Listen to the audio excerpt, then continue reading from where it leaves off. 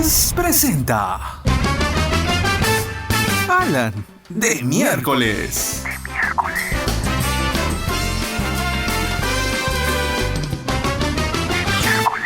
Hola, hola, ¿cómo están amigos de Alan de miércoles? Aquí estamos en nuestro canal de YouTube y hoy nos toca conversar, ya lo vieron ustedes en pantalla, ya lo vieron ustedes en pantalla, qué figurita, esa figurita. Si hubiera seguido su carrera de abogado, sería, pero el rey del Palacio de Justicia, de todas maneras. En un 2x3 te saca de cana, si hubiese seguido su carrera de derecho, o la terminó, pero no la ejerció en la Universidad de Lima. Es el buen Jesús Alzamora, que ha hecho un par de libros, que además ha estado, digamos, ligado a los libros, a la escritura, a la magia, ha sido polizonte, conductor en Latina, en la ducha también ha hecho cosas que nos va a contar el día de hoy. El gran Jesús Alzamora con nosotros. Jesús, amigo mío, ¿cómo te va? Hola, Alan, hermano, ¿cómo estás? Un gusto saludarte. Gracias por la invitación. Gracias por la presentación también, muy divertida como siempre. Hay que reírnos un rato, ¿no? Ante esta época complicada que vive el país. ¿Por qué no eres abogado? O sea, terminaste y ¿por qué no ejerces la abogacía? La verdad yo creo que es una carrera que yo no elegí, ¿no? Uno a esa edad no tiene muy claro las cosas y a veces sigue a sus padres pensando que sus papás tienen la razón. Y si bien los padres suelen ser bien intencionados, como creo que era el mío, yo creo que él estaba equivocado en el sentido de que me sugiriera, guión presionara a estudiar una carrera que tal vez no era la que yo hubiera elegido si hubiera tenido un libre albedrío, digamos, mayor. No me arrepiento de haberle estudiado porque le supe sacar el jugo, pero probablemente si volviera a tener 16, 15 años y estaría en el examen de primera opción, no estudiaría esa carrera, ¿no? Ajá. ¿Y qué hubieses estudiado entonces? Tú sabes, cuando era chico, y esto es una cosa que creo que no le he contado nunca, yo veía mucho el programa Goles en Acción. Yo quería ser periodista deportivo o periodista, Ajá. pero me duró, siendo honesto, un corto tiempo. Me acuerdo incluso que busqué el teléfono de Alberto Bengolea para llamarle en algún momento y decirle que me dé una chamba o algo. Pero así como eso, también quise ser cantante de chico y luego quise ser arqueólogo en una etapa. Entonces, siempre he querido ser futbolista profesional también, pero la verdad que Juegas nunca muy bien a tuve... la pelota. Juegas muy bien a la Gracias. pelota. Tú Sí, juegas muy sí. bien. Tú eres un zurdo muy interesante, ¿no? Cuando jugamos la pichanga, cuando podíamos jugar la pichanga, la gente quería pagar entrada para irte a ver. Bueno, tuve la suerte de jugar futsal a nivel profesional, que claro, cuando recién estaba empezando, porque yo nací en un colegio muy, muy chiquito. La cancha de mi colegio era un garaje. Y en ese garaje yo jugaba fulbito, entonces destacaba jugando fulbito, pero cuando me ponías en una cancha grande no tenía el doble ritmo, no tenía la patada, no tenía el físico, y era porque nunca lo pude vivir de primera mano de chico. Entonces, si el fulbito hubiera sido un deporte profesional, yo hubiera sido de todas maneras fulbitero profesional, pero claramente no lo fue, ¿no? Ok, no fuiste fulbitero, juegas tus pichangas y las haces bien. ¿Y por qué entonces escribes Carne de Presidio con un tema de boxeo y no de fulbito? ¿Por qué no te metes un poco al fulbito y sí al boxeo? Yo estaba intentando, después de que entré a la universidad a estudiar Derecho, de buscar cosas que me llenaran un poco el alma, ¿no? Yo no me sentía nada bien estudiando esa carrera, pero empecé a buscar cosas y dentro de esas cosas, primero fue la literatura como lector y cuando leí muchísimo, exprimí la biblioteca de la universidad, decidí que era hora de escribir algo, intentar ver qué pasaba. Y el fútbol a mí siempre me ha parecido un deporte que yo amo, pero que es muy poco cinematográfico y de alguna manera no tan literario como sí me parece que lo es el boxeo. El fútbol tiene tanto azar, yo he visto muchísimas películas de boxeo y todas son muy buenas, y he visto muy pocas películas de fútbol que sean buenas. De hecho, creo que no hay una sola película de fútbol que tú digas, wow, qué buena es. Entonces, en esa búsqueda, no sé por qué el box apareció como una posible idea para una primera novela y creo que yo quería escribir una historia de amor y encontré en el boxeo y en el boxeador al protagonista de la historia de amor, así que me metí a boxear, fui constantemente a la Bombonerita, que en esa época estaba en el Estadio Nacional, a ver boxeo, y a partir de ahí decidí crear la novela que fluyó de manera muy, muy orgánica, ¿no? Ya habiendo hecho esas actividades. De las cosas que has hecho, Jesús, ahora estás haciendo, creo que ya terminó la temporada de Cuarta Pantalla, que era, Sí, era un buen programa, porque es de conversación y a nosotros que nos gusta la conversación es fascinante, ¿no? Desde correcto. Jefferson Farfán hasta a cualquier persona se podía sentar ahí, digamos, del ámbito no solamente de la tele, sino del teatro Sí, y esa sí. conversación. ¿Tú eres de conversar en tu casa? ¿Tú eres conversador Sí, mucho, o eres mucho. callado en tu casa? No, no, no, yo soy muy conversador, pero sobre todo me gusta, o sea, me gusta lo que genera la conversación, me gusta poder generar una conversación con un amigo, a veces con mi esposa, a veces con mi hijo, incluso que ya tiene 4 años. Me gusta sentarme y poder conversar en un momento en el cual la cosa no está preparada para hacerlo, sencillamente fluyó y se arma una buena conversación. Creo que la conversación la tertulia es algo muy, muy chévere, ¿no? Que puedes tener con un ceviche, puedes tenerlo con un vino, puedes tenerlo con una cerveza, pero siempre hay una conexión en conversar con alguien largo y tendido de ningún tema y de todos en especial, que a mí siempre me ha gustado mucho.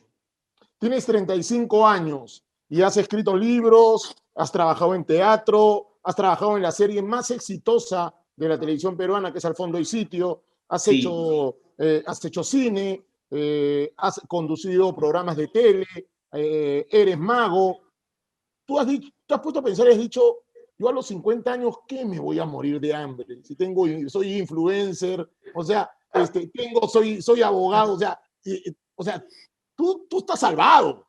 bueno, te voy a confesar algo. Yo cuando estudié la carrera de Derecho, yo tenía siempre el gran trauma de sentir que yo una vez hice un número, y vi cuánto costaba la boleta de la universidad, la boleta de cada mes o de cada ciclo, y hice números y la carrera de la Universidad de Lima de Derecho costaba como $30.000 en 6 años. A mí eso en esa época, bueno, ahora también, pero en 6 años me parecía que era una cantidad de plata que mi papá estaba invirtiendo en mí y que yo nunca jamás iba a poder ganar en mi vida, en toda mi vida, como para devolver ese dinero, esa idea de inversión. Y estaba muy asustado con la idea porque no encontraba cómo podía yo hacer dinero de el derecho. Pero luego descubrí que uno puede hacer dinero, puede hacer riqueza si se lo propone prácticamente de cualquier cosa. O sea, de hacer trucos de magia, de escribir en revistas, de hacer shows, de conducir programas. Y cuando entendí esto y cuando se me rompió este cascarón que me había instalado un poco mi viejo de tienes que ser abogado para ser exitoso, si no eres abogado no te va a ir bien, me di cuenta que uno generalmente, si se lo propone realmente y por más cliché que suene, puede hacer billete de cualquier huevada. Y eso es Exacto. básicamente lo que yo me he dedicado a hacer. Obviamente no tengo una montaña de dinero, pero gracias a Dios puedo vivir bien y mi familia también tiene una cierta comodidad que cuando yo era chico pues no era lo mismo, digamos, ¿no? Recuerdo cuando mi viejo también me decía lo mismo, ¿no? Si no eres odontólogo, te va a ir mal. Tienes Así que... piensan. Sí, así piensan. Entonces yo dije, bueno, voy a ser periodista. Y me dijo, tengo dos amigos periodistas que me van todos los viernes a Picara. Si tú vas a seguir así, entonces es casi, es el pensamiento de ellos, ¿no? Es una Este, generación, sí, efectivamente, sí, de tal cual. acuerdo, de acuerdo. ¿Polizontes te marcó? ¿Te gustó ser polizonte? Me encantó, me fascinó y sí me marcó, claro. Horizontes es el primer programa en el que yo siento que por fin alguien confía en mí y que por fin esa cámara a la que yo sabía que le podía hablar y podía generar algún tipo de entretenimiento, me llegaba el turno, ¿no? Yo recuerdo haber hecho mi casting y cuando me eligieron, haber sentido que a mí me daban el micro con el cubo, es más, el cubo lo tengo acá, mira, me lo robé, y para mí era como, esto era el poder, era como la espada del augurio para León, ¿no? Yo dije, el día que yo reciba esto, mi vida cambia. Y a pesar de que lo tenía, digamos, fríamente calculado, nunca pensé que se iba a dar así. Pero fue así. De hecho, cuando yo empecé a trabajar con este cubo, con este micro, yo sentía que el cubo me daba a mí. Pero pasaron los meses y ya empecé a sentir que yo no solamente llenaba este cubo, este espacio, sino que yo ya le daba mi propia personalidad al programa reflejado en este micro, ¿no? Y a partir de ahí todo cambió, dejé de ser el que hacía eventos casi de manera anónima por una cantidad, pues, como cualquier derecho de piso muy chiquita y empecé a recibir ofertas de cosas que felizmente no me No te confundieron, fallaron. pero sí me hicieron darme cuenta que era el camino correcto, ¿no? Que a partir de la tele, este programa sano, positivo, de entretenimiento, tampoco nada muy profundo, pero o sea, un entretenimiento frivolón, pero positivo, podía haber un camino para mí exitoso con una carrera televisiva, ¿no? ¿Cuándo llega la magia a Jesús Zamora para catalogarte, y así lo hago yo y creo que muchísima gente en el país, como el mejor mago en el Perú? ¿Cómo, Gracias. cómo llega la magia? Porque, insisto, no es viajar, es tener cosas nuevas, es ser inspirador, capturar a la gente. ¿Cómo llegas tú a catalogarte un mago, digamos, más en el país? Pero para mí y muchísima gente, eres el mejor mago del Perú. Gracias por eso. Bueno, yo estaba en la universidad buscando cosas que pudiera hacer que me dieran un poco de vida y me sacaran del derecho. El derecho para mí era una especie de cárcel. Así lo fue la literatura, así lo fue la actuación en algunos comerciales, en algunos proyectitos que hacía, y así llegó la magia, ¿no? Conocí a un amigo que estaba formando un equipo de magos, con el cual yo tenía una buena relación, y dentro de este equipo de magos habían dos magos con los que yo me llevaba muy bien, el mago Corey y el mago Bruno. De hecho, para mí ellos son mejores magos que yo, a pesar de que te agradezco lo que dices de mí. Y ellos me enseñaron de alguna manera lo que yo podía conseguir con la magia. Y también fue algo parecido a lo que pasó después con Polizontes. Yo vi esta arte y dije, si yo aprendo esto, no me para nadie. Y recuerdo el primer truco que aprendí, un truco en el que desaparecías un objeto y lo hacías desaparecer en la mano. Y dije, si yo aprendo bien eso, no me para nadie. Y efectivamente la magia ha sido una puerta, una herramienta para abrir puertas enorme en mi vida. O sea, no calculo qué hubiera pasado sin mí, o qué hubiera pasado en mí si yo no hubiera tenido la magia como herramienta, ¿no? Ha sido brutal para castings, para películas, para novelas, para El Fondo Hay Sitio, para conquistar a María Paz, para... La magia ha estado metida en todo lado de mi vida y la verdad que lo agradezco porque fue primero una válvula de escape y terminó siendo durante mucho tiempo un oficio. Yo durante mucho tiempo era solamente mago, vivía de la magia. Gracias a Dios ahora las cosas se fueron por otro lado, pero la magia sigue siendo una herramienta que adoro. Cuando te sale el primer truco, estabas seguramente solo en tu cuarto, ensayando, y te sale Con la... mi mamá, sí, con mi mamá. Eso Típico. quiero saber, eso quiero saber. Bueno, cuando a Tu un mamá, mago le... termino. ¿Tu Sí, mamá sí. estaba contigo en el cuarto o tú sales emocionado a contarle a tu mamá? Lo que pasa es que para que haya un truco tiene que haber un espectador sí o sí, de arranque. Entonces, el tema con la magia es que cuando a ti te enseñan el efecto, viene tu amigo y te dice, ya Jesús, vas a hacer, no sé, un efecto de magia con una carta, vas a aparecerla aquí y pum, va a aparecer por ahí. Ese truco tiene que tener un espectador, porque si no, no existe, no está vivo. Entonces, yo lo practicaba en soledad en mi estudio y me salía, ¿no? Pero cuando iba a hacerlo con un espectador, que en este caso era mi mamá, la mano me temblaba, no me salían bien las cosas, y ese es la verdadera distancia entre un truquero, alguien que aprende un truco, y un mago. El mago es un artista que utiliza la magia para comunicar. Yo no era un artista, yo era un tipo que estaba aprendiendo trucos. Entonces, mi mamá fue, de hecho, mi primer ensayo de error, las manos temblando, las cosas que salían mal, las cartas que se me caían. Y luego, con el paso del tiempo, ya el oficio me dio algo de práctica y me mandé a hacer mi primer show de magia, que solo sabía 4 trucos. Era un show de magia de cerca en un restaurante en la Costa Verde, con un show enorme, éramos como 7 magos, y yo era uno de ellos porque el mago principal se había enfermado y tenía que ir yo a reemplazarlo, yo era el sustituto.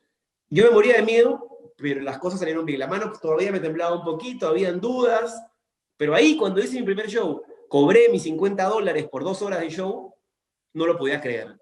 Y de pronto dije, ya depende de mí hasta dónde quiera llegar, ¿no? Claramente dependía de mí, sí. Qué hermosa historia, ¿no? Siempre la mamá al lado, ¿no? Siempre. Sí, sí, sí. Incondicional, pues, ¿no? Exacto, exacto. La mamá siempre está ahí, ¿no? En mi caso, ella fue la primera que me compró una grabadora, ¿no? Calladito de mi papá, que no quería que sea periodista, ¿no? Tal Entonces, cual, mi viejo no quería que sea mago y mi mamá, ya bueno, hijito, hazme tu truco, ya, tal cual, lo mismo. uh-huh. este, ¿Te gusta la política? Porque, a ver, George Forsyth está primero en las encuestas. Este, Particularmente quien te habla, y lo digo abiertamente, no me gusta su candidatura, es mi opinión. Eh, en el caso tuyo, ¿te gusta la política? ¿Te gustaría ser candidato a algo, a la alcaldía de tu distrito, primero, regidor? ¿Te gusta la No, política? ¿Te gusta? no. Encuentro la política, o sea, encuentro el concepto de política como lo que buscas en el diccionario y me parece atractivo. Pero cuando veo lo que es la política en mi país, me parece repugnante. Me parece que el 99% de personas entran ahí para enriquecerse, para generar lazos, para generar lobby, y la mayoría además con un nivel intelectual casi te diría ínfimo, ¿no? O sea, no pueden ni siquiera conjugar los verbos de manera correcta. eh, es lamentable. Yo lo que veo en política siempre me genera rechazo y más bien cuando veo la escena política me veo más en la posición del instigador, fiscalizador que viene a ser el periodista, ¿no? Me siento más identificado con el periodista que entrevista a un político y lo desnuda como lo corrupto que es, que como un político que por más que hayan políticos buenos, por ejemplo, yo creo que hay un par de políticos que a mí me caen bien, no te digo que pongo las manos al fuego por ellos, no te digo que me representen ni nada, pero que los veo y pienso que pueden ser buenas personas, pero la gran mayoría es todo lo contrario, ¿no? No, te pregunto también porque un actor, colega tuyo, ha sido presidente del Consejo de Ministros, que es Salvador del Solar, que ya decidió, por supuesto, no candidatear a ser presidente de la República, una pena, porque creo que era un candidato en potencia, A él me bueno, refería, sí, por ejemplo. ayer creo que lo escuchaba con Jaime Chinche en una entrevista y fue de verdad una lección de cómo se tiene que hacer las cosas en el país. Él además es un tipo preparado, ¿no? Mucha gente piensa que ser, eso es una cosa que a mí siempre me ha molestado de nuestra sociedad, que la gente piensa que porque alguien es actor, ya automáticamente es un demérito si quiere ejercer una profesión pública. Y no se ponen a pensar que Salvador Solá no solamente es actor, es abogado, ha estudiado un máster de gestión pública en la Universidad de Syracuse, me parece. O sea, es un tipo preparado y ser actor no es para nada un demérito, al contrario, va a tener una mejor manera de comunicarse, va a tener una mejor manera de utilizar la palabra, la comunicación. Entonces, creo que hay que, a mí me ha pasado mucho, ¿no? ¿Tú qué vas a ser conductor si tú eres mago? ¿Tú qué vas a ser mago si tú eres abogado? ¿Tú qué vas a ser abogado si tú juegas fútbol? Siempre la gente tiende a encasillarte en esta ciudad y yo creo que está muy bien que haya gente como Salvador Solar o como, no sé, personas en general que rompan esos estereotipos y que demuestren, mira, yo puedo hacer esto, pero no por ende significa que no puedo hacer esto otro. Al contrario, puedo compenetrarlo y puedo generar algo positivo, ¿no? El momento más difícil fue los pólipos en las cuerdas vocales. Sí, sin duda, porque Cuéntanos un poquito. llegué a tener una sensación de que de que no me iba a recuperar nunca. Y para mí la voz, así como para ti, la damos por sentada. La voz está ahí, así como la vista, así como el olfato. Pero cuando no la tienes, te das cuenta lo importante que es. Sobre todo nosotros que somos profesionales de la voz. Nadie nos dice ustedes son profesionales de la voz, pero lo somos. Las personas que trabajan en radio, en televisión, en las redes sociales, en comunicación, animando eventos, sin su voz no tienen cómo trabajar. Y si no tienen cómo trabajar, su familia no tiene cómo comer, literalmente. Yo estuve sin poder hablar bien durante meses y no veía la solución, me operaron, no sentí que quedé bien, mi cerebro empezó a comerme la cabeza y eso fue lo peor. En un momento yo ya perdí los estribos y me sentía, caí en depresión y no sabía qué ¿Qué hacer. año, Jesús? 2018, enero 2018, justo coincidió con que me rescindieron el contrato en el canal, que luego después se hizo toda una novela, que malos que lo sacan en el canal, ya que lo operan. Las cosas pasan como pasan, yo la verdad no tengo ningún resentimiento para nada en mi chamba, ni con la gente que me contrató, al contrario, me gustó mucho estar ahí, simplemente conté las cosas como fueron, pero sí fue muy duro sentir que de pronto eso que te hacía tener trabajo, voy a decirlo modestia aparte, sentir que brillabas en algún momento, se apagaba, ¿no? Fue horrible. Y la verdad que busqué todos los tratamientos y la persona que me terminó ayudando más fue una persona que hace medicina no tradicional, que tenía una máquina que pasaba corriente, que ahora es un gran amigo mío, que se llama Laurent. Y él fue el que consiguió desinflamarme las cuerdas vocales y devolverme la paz que yo había perdido. Yo me acuerdo que fueron 6 meses durísimos. Mi esposa me veía como un trapo. Yo me iba a casar ese fin de año y la verdad que yo ya estaba pensando hasta en posponer la boda. Fueron tiempos muy duros y gracias a Dios hubo gente que estuvo conmigo, ¿no? ¿Hablabas pero bajito? ¿No hablabas? Mira, cuando yo hablaba, primero que nada, después de la operación, yo no pude hablar durante casi un mes. Tenía que hablar por una aplicación. Entonces yo decía, tenía que escribir hola y te ponía la aplicación y sonaba. Una aplicación de celular. Entonces, así era para comunicarme con mi hijo, para pelearme con mi esposa. O sea, literalmente hablaba por una app. Eso era terrible. Luego empecé a hablar y la voz salía como craquelada, como cortada, como si fuera un tipo súper ronco que ha tomado ron toda su vida y que no tenía la cuerda vocal bien, eso era. Y yo ya empecé a desesperarme porque la garganta es un órgano muy emocional. Por eso decimos la famosa frase, se te forma un nudo en la garganta, eso es literal. Cuando tú tienes algo atragantado, que no has dicho, que no has podido expresar, la garganta lo resiente. Y yo entendí muchas cosas más sobre la energía, sobre la espiritualidad, sobre otro tipo de medicinas que me hicieron entender de dónde venía lo que me había pasado y que este tipo de estrés que yo había generado por querer comerme al mundo, por querer tener darle a mi familia lo mejor, no era el camino adecuado, ¿no? Yo había estado viviendo los últimos 3 años como si fueran 10. O sea, yo en 10 años, del 2015 al 2018, en 3 años, perdón, metí 10 de lo ajetreado que estaba mi vida. Y el cuerpo me dijo, hasta aquí nomás, pues, ¿no? Y después, ya cuando volviste, recuperaste tu voz, supongo que habrá sido mucha emoción de llanto de toda la familia, ¿no? Fue muy periódico. Nunca, no es que un día dije, ya, hoy día sí puedo hablar, no, sino que empecé a sentir que la tenía, luego sentía que la tenía y se me iba, luego ya no se me iba tanto, y de hecho el momento más emocional que yo tengo es cuando grito el primer gol después de 6 meses, que es el gol de Carrillo en el Perú-Australia, en Sochi. Yo grito ese gol sin miedo, yo no podía gritar un gol, ¿sabes lo que es eso? O sea, es más, yo iba a jugar con ustedes la pichanga de los lunes y iba con miedo. Pensaba que si corría me podía agitar, porque todo lo haces después con la garganta, por ahí entra el aire, por ahí hablas, por ahí te agitas. Y ese momento de gritar el gol de Perú-Australia para mí fue mucho más liberador que solamente los 36 años que no habíamos ido a un mundial y no habíamos metido un gol, sino los meses que yo tenía aguantando sin poder gritar, ¿no? Y fue una sensación espectacular. Ahí sentí que me curé. ¿Fútbol o NBA? El fútbol, o sea, el fútbol y el básquet para mí son muy importantes porque los he jugado desde muy chico, he competido en ambos, he ido a Venezuela jugando básquet, me he ido a Quito jugando futsal, son dos deportes que me simbolizan mucho, pero el amor que yo tengo por la Alianza no lo voy a tener por ningún equipo de básquet, pero lo que me da la NBA, que no me da el fútbol, sobre todo el fútbol peruano, es esa empaquetadura de show que a mí me encanta, ¿no? Ese marketing con esas cosas comerciales, o sea, si tú vas a ver un partido de la NBA, estás 3 horas y no paras en ningún segundo, ni siquiera en el tiempo muerto, de sentir estímulos, de sentir cosas, porque así son los gringos, y a mí me encanta esa filosofía del show business a través del deporte. El fútbol me genera otras cosas, un hinchaje directo, yo soy muy hincha de Alianza, entonces a los dos los adoro, pero no creo que me podría quedar con uno, pero si me dices, ¿qué te hubiera gustado ser? Probablemente te hubiera dicho, me hubiera gustado ser futbolista y jugar en la selección peruana, ¿no? Sin duda. O sea, prefieres de todas maneras ver, Jesús, prefieres ver una Alianza Ayacucho que una final de la NBA. Ahorita no, porque no lo está yendo bien, pero igual me siento y lo veo. pero digamos que siempre Alianza es la prioridad. Sí, siempre Alianza es la prioridad. Te voy a hacer algunas cortitas, rapiditas, y si quieres te detienes para hablar un poquito de eso, ¿ok? La banca. El proyecto que me enseñó que yo no necesitaba la tele para poder seguir creciendo en mi carrera. Muy importante, muy importante. La banca me dijo, tú no necesitas un directivo de televisión que le caigas bien o mal, tú no necesitas a un directivo que te diga, tú sirves, tú no sirves, las huevas.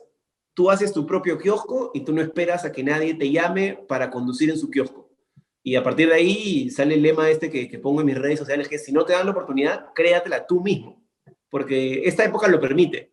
Las redes sociales lo permiten. Te botan de la chamba, generas una chamba. Te pasó algo, generas otra cosa. Lo que no puedes hacer es quedarte lloriqueando en tu jato porque vas muerto. María Paz González Vigil. Uf, la mujer de mis sueños, literalmente. Yo la veía en la tele a vacilar y era la mujer de mis sueños, esa mujer que piensas que está totalmente fuera de tu liga y que por coincidencias de la vida, un poquito por la ayuda de esto, de pronto la conoces y de pronto duerme contigo en tu cama todas las noches y tienen un hijo juntos, ¿no? Es una locura. Yo soy.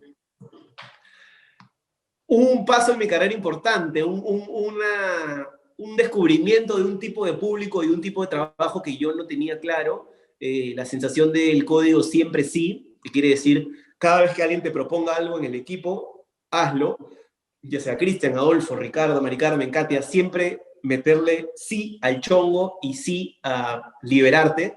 Y además creo que fue la primera vez que la señora de la casa, que creo que es la que más ve yo soy, se dio cuenta que existía, me conoció de una manera más directa y me permitió abrir pues otro público que yo por ahí no tenía tan cautivado, ¿no?